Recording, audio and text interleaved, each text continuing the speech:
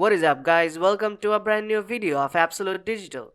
In this video I will show you how you can go live on TikTok without 1000 followers. So let's start this video by launching the TikTok app.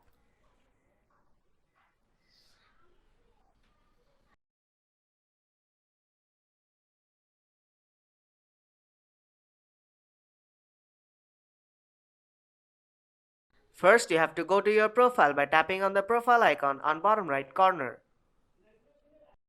Then tap on three dots on top right corner. Now scroll down. Under support section tap on report a problem. Scroll down and search for live payment reward section and then tap on that. Now tap on hosting live. Then tap on I can't start a live. Prior to moving forward, you have to remember that you have to be at least 16 years of age to go live on TikTok. Now tap no.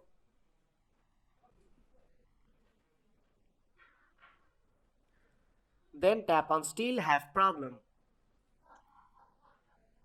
Now you have to write this message. And then you have to submit your message.